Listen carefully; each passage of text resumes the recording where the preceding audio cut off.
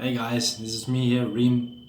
In this video I'm gonna discuss with you the importance of having abundance and having an abundance mindset before you enter a committed relationship. So, what I see happen with a lot of guys is that they have their life, they have their work, they have a few friends, a little hobby, maybe they go to the gym or something. They still walk around with a bit of the fear of approaching women on the street. They don't have that big of a social circle. Maybe they have recently moved cities. Maybe they travel a lot for work, or after studies they transition to a new city where they build up their life. But it's actually a lifestyle where they don't have that much of women around. Maybe they are on Tinder, they are texting a little bit, chatting.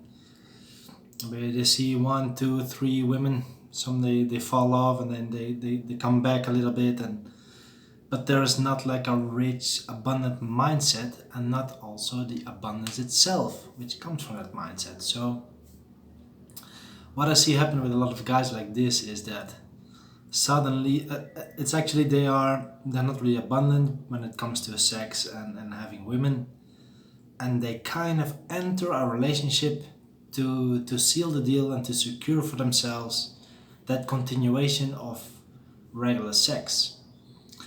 And that becomes for them, even if they know it or not, one of the main reasons why they enter a relationship, to secure it and to seal, yeah, to free up some time for other things, so they don't have to worry about it. They want to enter a relationship and have a more easy life, have more time, instead of being worried about, oh, I should get sex and do the things for that. And what I see happen a lot is that, first of all, I believe that a woman can feel this already. So that what a man brings into the relationship, that's what he puts on the table, and women respond to that. And what do I mean with that? I mean with that is that they get sometimes they get tests, they fail tests because they are not having the willingness to walk away from this relationship.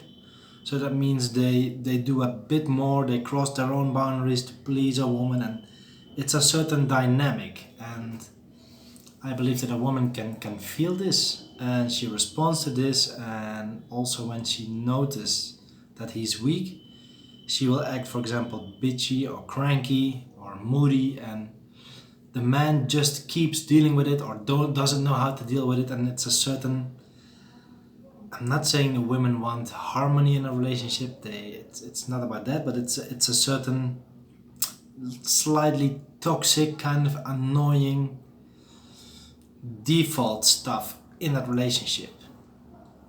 And what I then see a lot as well is that men who are in these relationships, first of all, don't have the tools to fix it. They don't know what's going on. And second, they don't have an escape, because in their minds it's the comparison, like, oh, I can stay and I have this, or I leave the relationship and I'm lonely again. I have nothing. I have no consistency in being with women. So there is no, if you look at this, that the only solution is to keep going until it crashes. And I see this happen a lot. I see a lot of couples, especially men, that are not happy in their relationships, and they keep on going. They don't know what to do. So my recommendation is, first of all, when you know that you're in a relationship like this, realize that what's going on. Also realize that you bring in a lot of this stuff in which a woman responds to. I really believe that in a dynamic where men create something and a woman simply responds, that's the dynamic I operate from. So if you have a relationship which is not working, don't look at the woman, but look at yourself. And then if you find yourself now in a relationship that is not functional, not working for you, it's not passionate, or maybe not anymore passionate, try to develop yourself or ways in which you can experience that abundance. And it can be in many ways. For example, if you improve yourself by going to the gym, or your looks or haircut, or promotion in life, or in work or something, you may notice that from outside the relationship you get more attention, or more more comments, or compliments, or whatever, that gives you more confidence. And if you have these confidence boosts, you know that if you quit this relationship, the options will be more compared to the options you had at when you entered the relationship. So this is something that gives you a little bit of confidence while still being in a relationship, because you develop that way more willingness to walk away. And I'm not saying you should aim to walk away and you should think about walking away, but if you don't have the option at all in your mindset to step out of this, and the only way is to keep going, to keep plowing, you don't have any kind of power in that whole dynamic.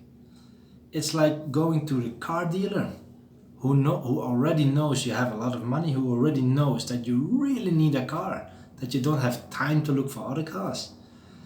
Yeah, it's really difficult to get any kind of good deal there, because it's your only option. You are desperate, you are from the scarcity mindset, like needy, and that's important to realize that this is a dynamic that can be going on in your relationship. So yeah, just this video is mainly to inform you, to become aware of whether or not this is going on. Some tools to fix it, some things to work on yourself, to increase your market value, and that gives you a little bit of an option to give you more confidence during the relationship. Hope this is helpful, guys. Let me know in the comments if there are things you would like to receive more specific tips on, and I'll make videos about it as well. Right, guys, see you in the next ones.